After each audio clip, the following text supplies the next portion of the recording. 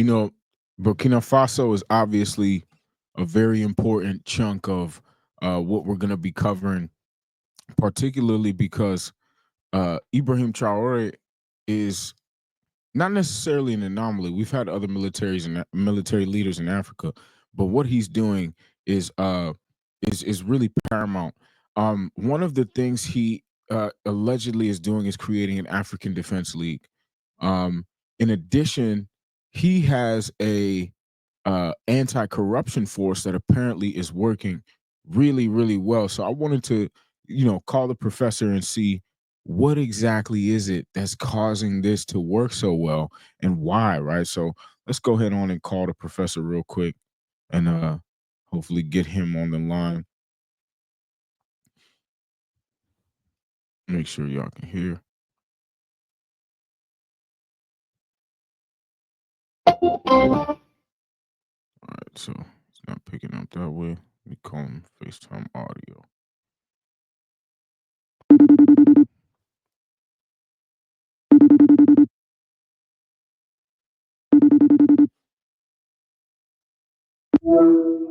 There we go. So we got the professor online. You mind muting whatever is in the background, please? Mm-hmm. All right, there we go. You are back. Okay, so we got the professor online. How you doing today, professor? I'm doing very well, Victor. Thank you. That's dope. That's dope. So we were talking about the African Defense League, Traore and his anti-corruption league. Before we dive in, why do you think having a military leader is proving to be effective, at least in Burkina Faso, for now? And what do you think some of the differences are between having a military leader and having a political leader? And which one do you think Africa really needs right now? We go back to our first episode where we were talking about the shortcomings of democracy. Mm-hmm. And I told you where Africa is. There was only one leader who could make a difference. Do you remember what we said? A dictator. Right. An all-powerful person who has no constituency to depend on. Somebody who is convinced I am right and I will push what is right through.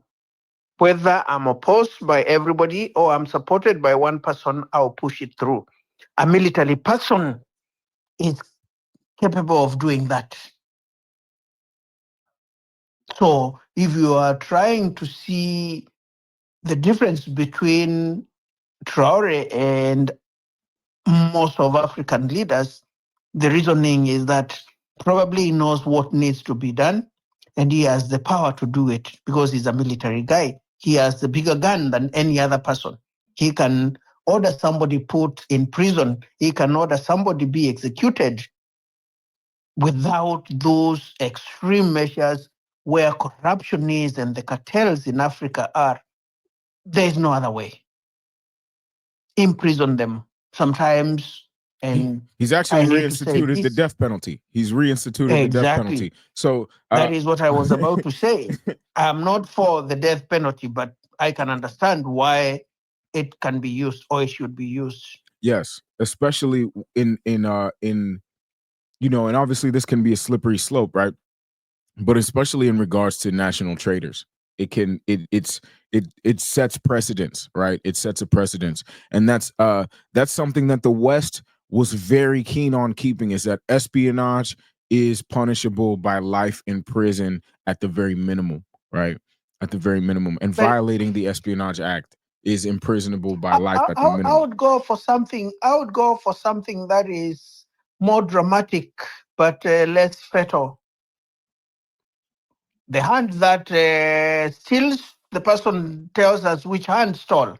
We get rid of it. That the sight of it has serious psychological impact on any would-be corrupt person. Right. The death penalty doesn't.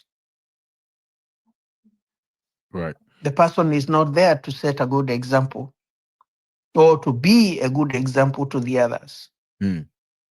Yes, Yep. but but again, I think stealing and espionage are very different, right? Um, they're very different. I think that could work for corrupt money thieves, right? And the corrupt politicians that want to steal. I think that could definitely work well. But I think for petty thieves who may just be who may be in a very impoverished state, I don't think that could necessarily make that much of a difference. But I do understand the sentiment and the concept. One of the things that Traore did was institute an anti-corruption force that reports directly to him. Right. Um, Again, why do you think a political leader instituting something versus a military leader, other than the immediacy of it, right? Um, why do you think that some politicians couldn't solve these problems that Traore seems to be solving so quickly? Is it because of absolute power? Is absolute power Well, really that pivotal here?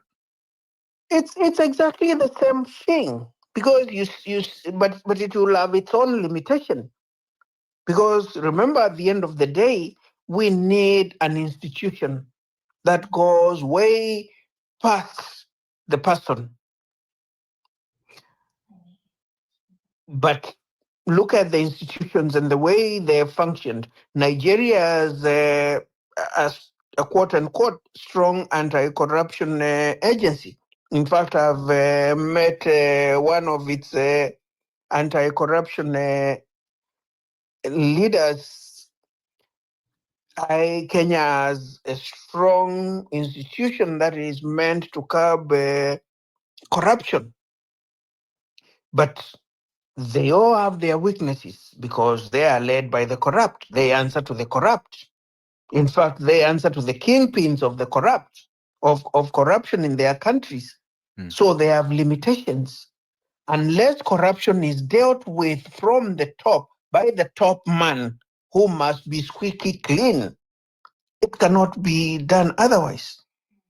And this is why you find Traore, who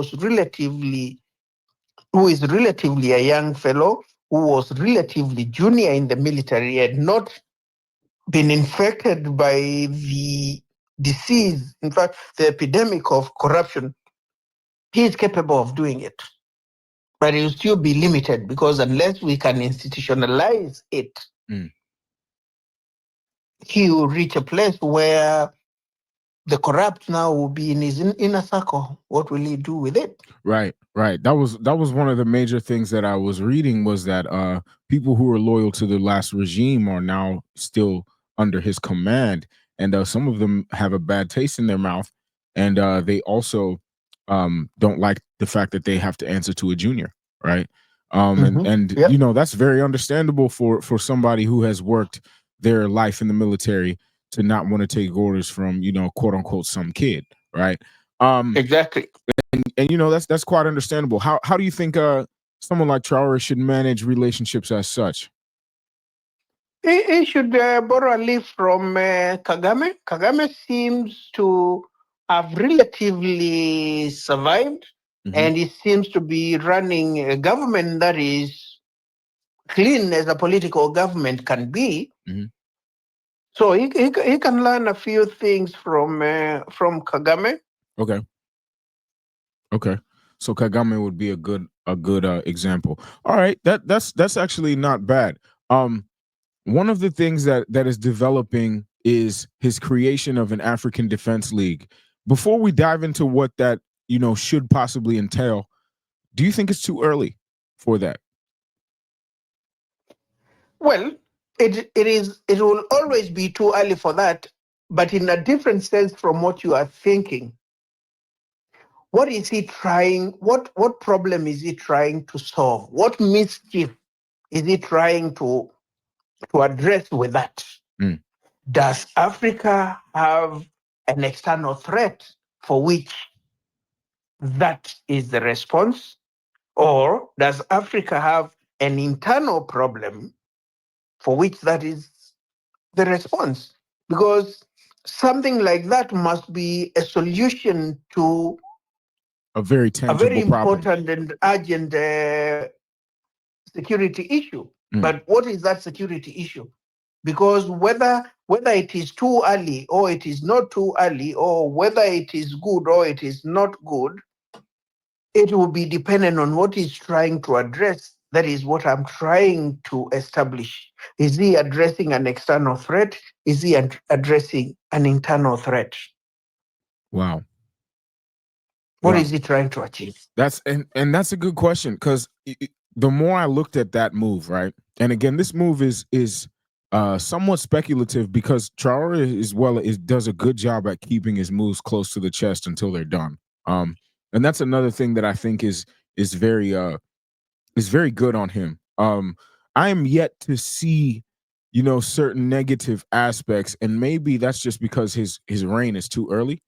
Um, but as far as the African Defense League, right?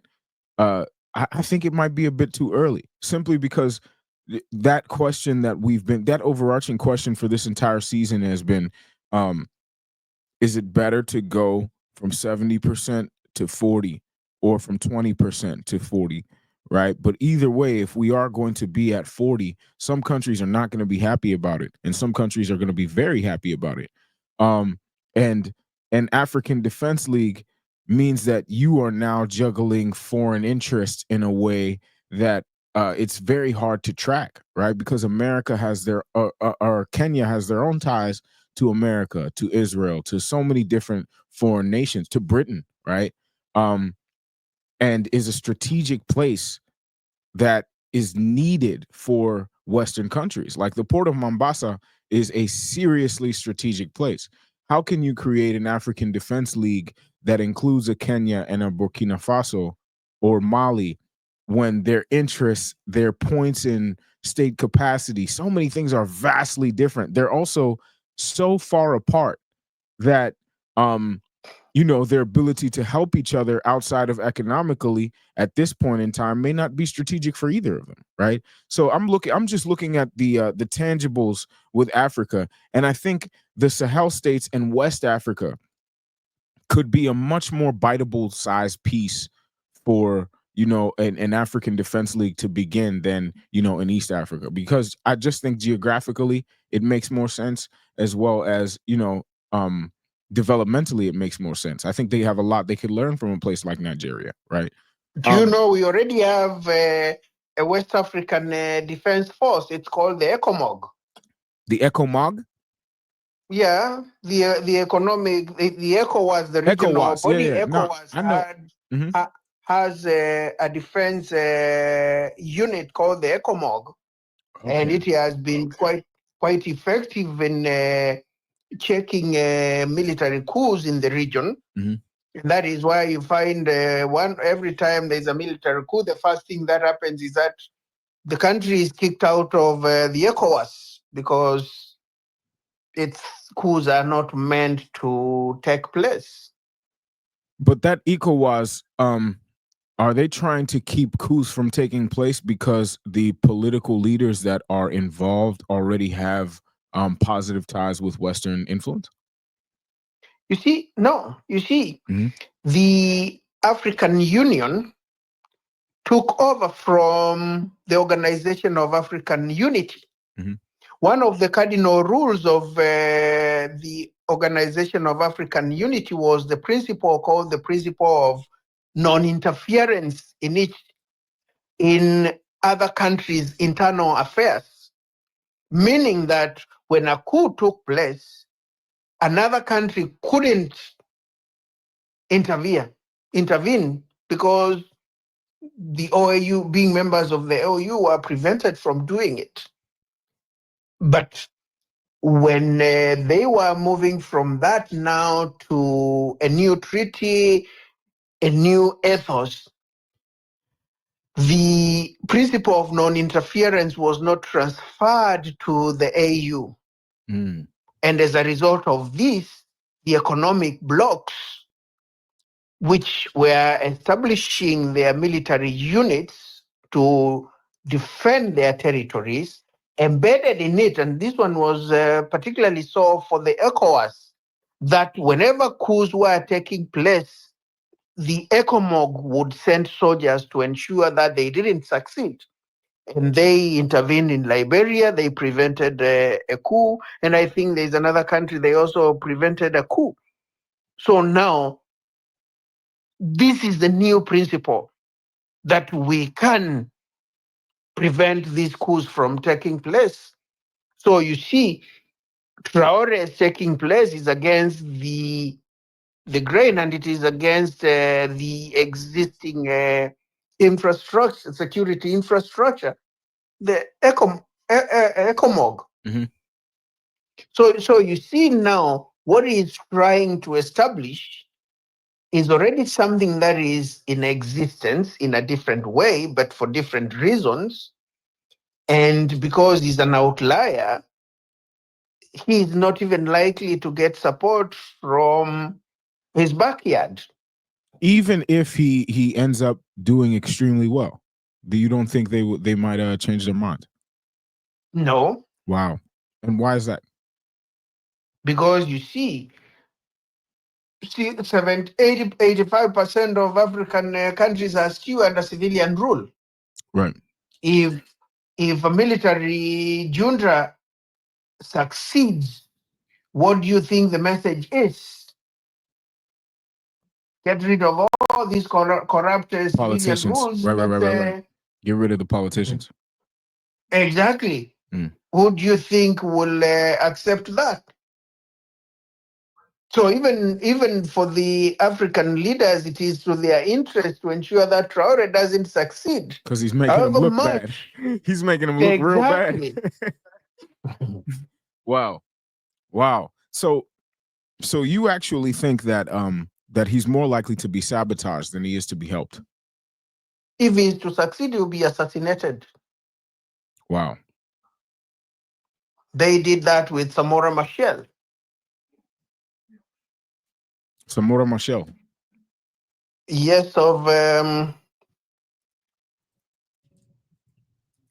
we are down in Southern Mozambique. Africa, Mozambique. of Mozambique, exactly. Hmm. Wow. They Why did did that they to Thomas Sankara. I know Sankara. Why did they assassinate Samora Machel? Well, the South African government was just the apartheid South African government didn't want a strong anti-apartheid personality leading South African government. And he didn't want to give the Portuguese that ceasefire. Um you know, he because he was committed to the independence, and he said, you know, the world would continue. Um that's a major thing. This is pretty much identical to what is occurring with France right now in the Sahel. So Exactly. wow, okay. This is quite interesting. Um as we continue to see this, right? I'm starting to understand what you meant about Africa having a dictator. But sadly, the the ethos behind dictatorships is so negative.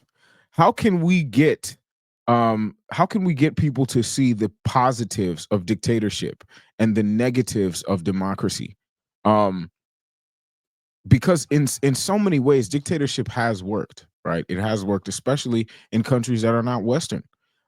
So how can we get them to see this positivity? Because it seems to me that Traore has really earned the Burkinabe people's trust, right?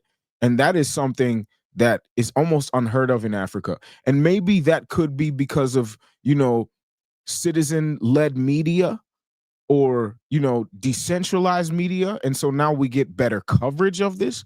Maybe people felt this way about their quote unquote dictators in the past, and the Western media just destroyed all the stories, you know, and made sure those stories didn't surface, right? But in your eyes, right, as we close out, what do you think is causing people to have such a negative view of dictatorships, even though it could be extremely effective in destroying things like corruption and and recreating some of the old production that the country used to have for itself, right? Two things that Traore is doing really well. Well, the biggest problem is the myth of democracy, where you give people who are not supposed to have any voice, you give them a voice. Mm, And then when you give them that voice, you can't control their shouting. mm, And when they are hungry, you tell them you can go to work and you can feed yourself.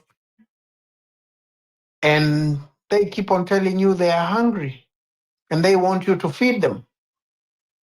Because you've given them a voice, you can't tell them anything. They will keep on threatening that you don't feed us, we're going to remove you, mm. and that becomes the story. Wow. Wow. So it's really a matter of not caring, not necessarily not trying to change their mind, but actually not caring at all. Yep. Wow. Okay.